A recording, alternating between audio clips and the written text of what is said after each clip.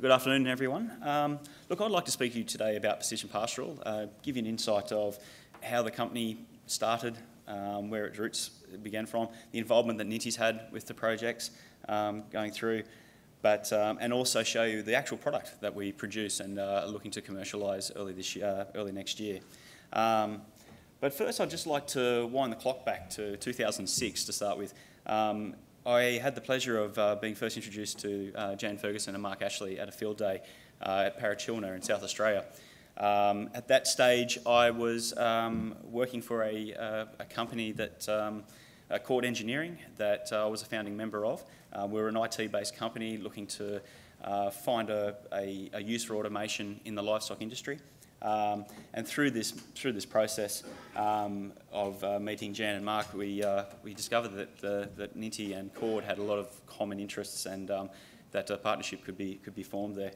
I just wanted to go back now and recap this morning's slides that Andy and Sally have already covered, but I think it's important to understand that that the pastoral industry is and will remain a stable, viable business within the rural community.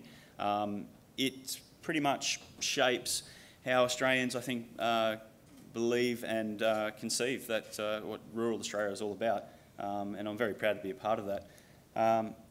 Also, what I really became to understand in those early days, 2006 onwards, that Ninti did understand the issues affecting the long-term profitability of the pastoral sector.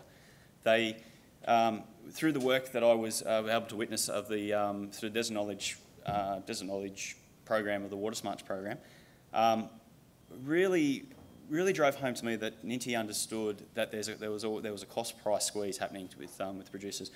We and just refer back to Andy's slide this morning of the philosophy behind the actual industry, is that input costs have been rising, but kilos of beef, or the price paid per kilo of beef, haven't risen in a 1-to-1 ratio.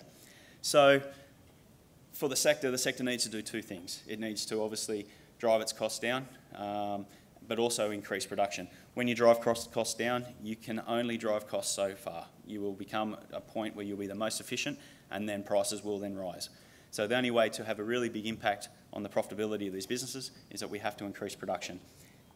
If we want to increase production, we've got to measure the system.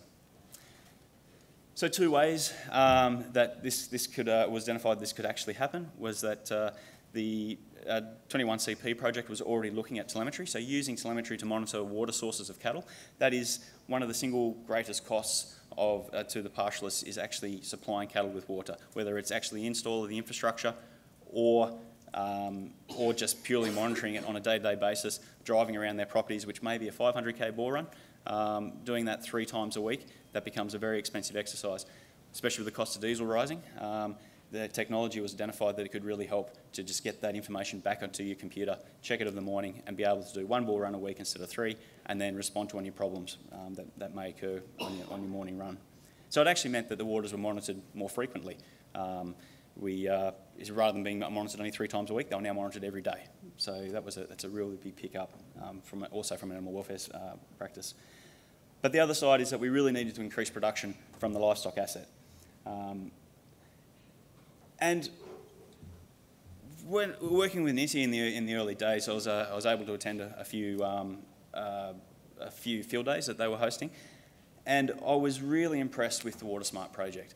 But what impressed me the most was the method that Ninti and the CRC had adopted. They were engaging pastoralists as researchers. They were paying pastoralists to actually collect the information and feed back to Ninti. Now, to me, that highlighted that just pulls down the barrier between research and adoption. There's always been a problem with the agricultural sector with research. Can take up to 10 years to be adopted by the industry. We see that all over the sector in all different parts, not only in the livestock production. But this was a way I could see that it could really break down those barriers and get quick adoption. So, just moving on to the product that was, I suppose, conceived within the Desert Knowledge CRC. We looked at, if we're going to increase production, we need to measure it. measurement comes at a cost. If we're going to measure an animal, we have to put the animal in the yard. We have to then muster it. We have to then run it through the crush. We then have to let it go. All those things add costs. And when you've got you've got 10,000 plus cattle, that cost far outweighs the benefit of the information that you collect. So we needed a more effective way of doing it. And this is where technology, we can see this idea of this of the remote livestock management system. Cattle in Australia have a RFID tag in their ear as a unique ID. So we thought this was a perfect platform for us to use. So I'm just going to explain the components of the system here. The animals walk through, it records their ear tag, they cross a scale, so we're able to get their weight. We have the opportunity to then draft those animals out or separate those animals out for whatever management practice that we might want to enact. We also, the whole system has to be solar powered, and we also need to have that telemetry link back so the information can flow back to the producer on a timely basis. I'd just like to show you a video of the product actually in operation. This is a short video. So I'd just like to explain what's going on here. So these animals are walking in out of a paddock. The paddock is quite large. It's about 100,000 acres. They go out to graze. Every day when they require a drink of water, or if they also want a supplement, they present themselves to the auto drafter, to the remote livestock management system. And as they walk forward, you can probably hear the ear tag read. That registers their ear tag. If they take 4 steps on the platform, we can register their live weight, their body weight. And we can also then, as we're doing here, action a draft. So we can now remotely, automatically separate animals without having to go through and muster those animals and go to that huge cost. For this particular draft, we're actually just drafting out old cows. So any bit of information that we can log towards that the RFID tag remotely, we can now place an action on it. Just want to give you a snapshot of the type of information that the producer receives back at his computer at the homestead. Now, I just must stress, this is the first time that we've been able to document a daily weight gain for an animal in the rangeland. Generally, in these systems, we may get an opportunity to measure cattle once or twice a year. This gives us a daily measure of the animal's performance, and it's real time. So as you can see here, we just see a growth pattern of a steer over a 12-month period.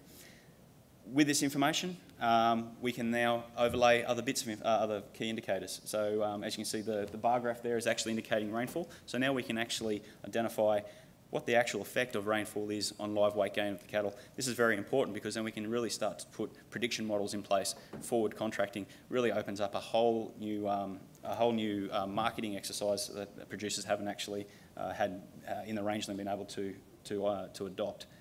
But then also we can also add market prices in as well, so we can help the producer make the right decision when to sell. So when the animals are the heaviest they are, and when you can get the right price. So after this trial work had completed, Ninti and Cord decided that this is something that would be very useful to the industry. It has a commercial benefit to the industry, and the industry were actually asking for it. So in 2010, Ninti and Cord spun off the IP that was held within 2 organisations into Precision Pastoral, which I currently now head up. And Precision Pastoral is tasked with commercialising that IP that came out of the Desert Knowledge CRC. Today, where we are today, Precision Pastoral is currently administering a Commercialisation Australia grant that was only made possible through Ninti's actually hard cash contribution to Precision Pastoral. Not only has Ninti put time and effort, knowledge, but also hard cash forward, which became as seed capital. So that enabled us to apply for funding dollar for dollar.